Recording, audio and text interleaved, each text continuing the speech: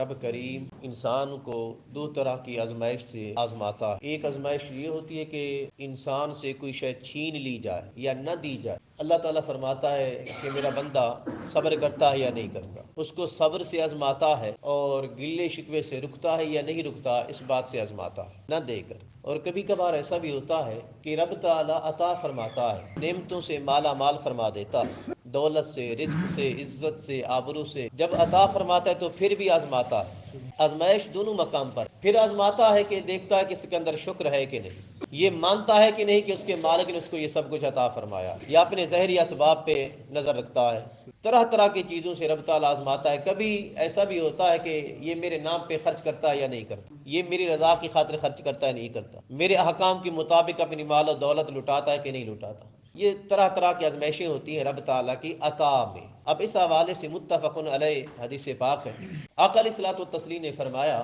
بنی اسرائیل کے 3 شخص تھے، ان میں سے ایک کوڑ کا مریض تھا، اور دوسرا جس کے سر پہ بال نہیں تھے، سر سے گنجا تھا، اور تیسرا جس کی آنکھیں نہیں تھی، آنکھوں سے نابینا تھا۔ وہ تینوں اپنے اپنے علاقے میں بڑے تنگ رہتے تھے، لوگ آر کرتے ان سے، ان کو تنقید کا نشانہ بناتے، طرح طرح کی باتیں کرتے۔ ایک مرتبہ ایسا ہوا کہ وہ تینوں اپنے عزیز و اقارب سے، اپنے رشتہ داروں سے، اپنے پیاروں سے تنگ آ گئے، اور ان کی تنقید اور تانا زنی سن کر تینوں نے فیصلہ کیا اپنے اپنے مقام پر کہ ہم اپنا گھر بار چھوڑ کر جنگل میں چلے جائیں گے۔ وہ تینوں جنگل میں چلے۔ جب جنگل میں پہنچے تو وہاں اپنے رب کو، اپنے مولا کو یاد کرنے، عبادت کرنے لگے، اور رب تعالیٰ سے اپنے اپنی مصیبتوں سے نجات کی دعا کرنے لگے۔ مثال کے طور پر جو کوڑ کا مریض تھا وہ کہنے لگا کہ باری تعالیٰ مجھے کوڑ سے نجات عطا فرما۔ جو گنجا تھا وہ کہنے لگا مولا مجھے بال عطا فرما دے، اور جو نبینا تھا کہنے لگا مولا مجھے آنکھیں عطا فرما دے۔ رب تعالیٰ نے ان کی دعا کو قبول فرما لیا۔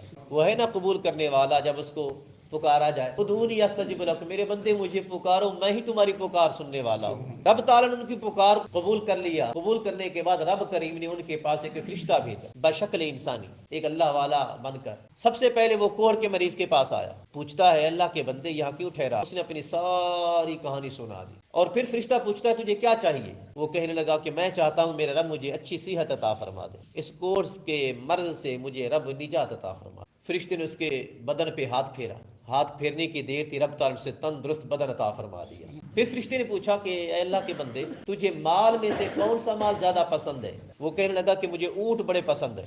آقا نے فرمایا اس فرشتے نے اس کو ایک حاملہ اونٹنی دے دی، اور کہنے لگا کہ تیرا رب تجھے اس مال میں برکت عطا فرمائے۔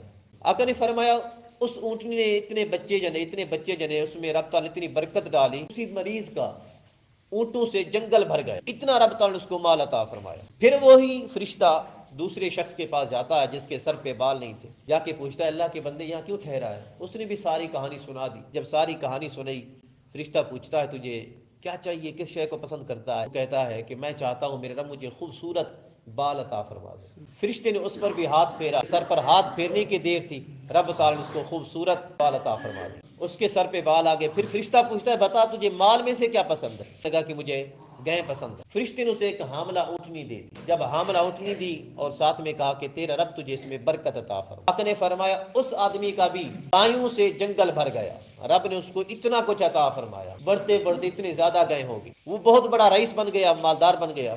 پھر وہ فرشتہ تیسرے آدمی کے پاس پہنچا جس کے پاس آنکھیں نہیں، اس سے وہی کہانی پوچھی، اس نے یہی التجا کی کہ باری تعالیٰ مجھے میری آنکھیں لوٹا دے، اور میں کیا چاہتا ہوں؟ میں چاہتا ہوں میں اپنے رب کے نظارے دیکھ سکوں۔ فرماتے ہیں فرشتے نے آنکھوں پہ ہاتھ پھیرا تو رب تعالیٰ اس کو بھی بینائی سے نواز کی، آنکھیں آ گئیں۔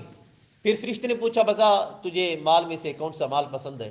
وہ کہنے لگا کہ رب تعالیٰ کی طرف سے مجھے بکریاں پسند ہیں، رب تعالیٰ مجھے عطا فرما دے۔ تو فرشتے نے اسے ایک حاملہ بکری دے دی، ساتھ میں وہی الفاظ دہرائے کہ تیرا رب تجھے اس مال میں برکت عطا فرمائے۔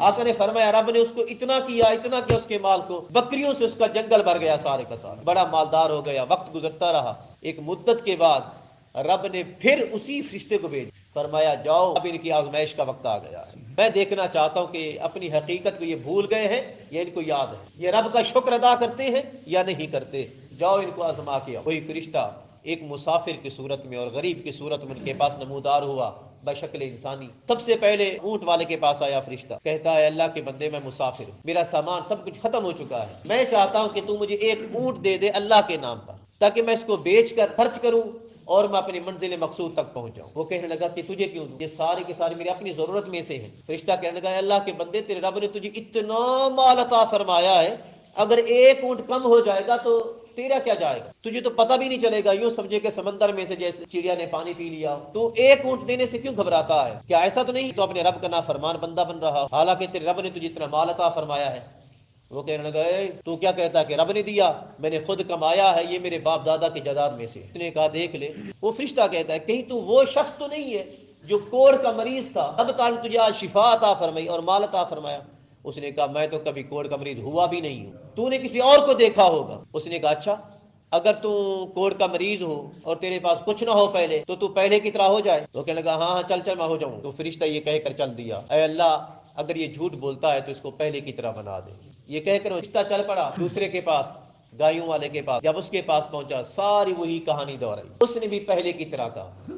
فرشتے نے یہی کچھ کہا کہ اگر تو جھوٹ بولتا ہو تو پہلے کی طرح ہو جائے، جیسے پہلی حالت میں تھا، گنجا تھا، کچھ بھی نہیں تھا۔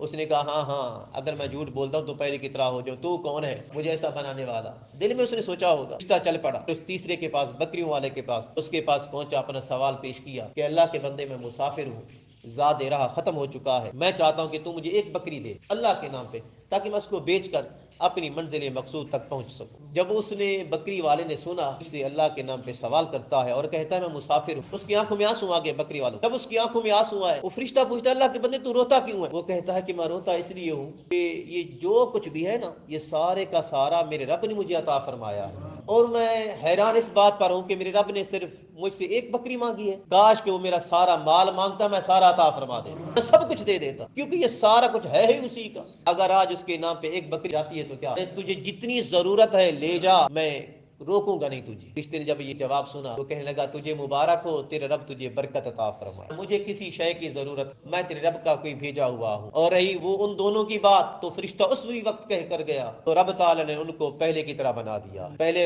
کو کوڑ کا مریض بنا دیا، اونٹ بھی ختم ہو گئے، اور دوسرے کو سر سے بال لے لیے اور گئے بھی ختم ہو گئی، وہ دوبارہ اسی مرض میں مبتلا ہو گئے اور غریب ہو گئے، محتاج ہو گئے۔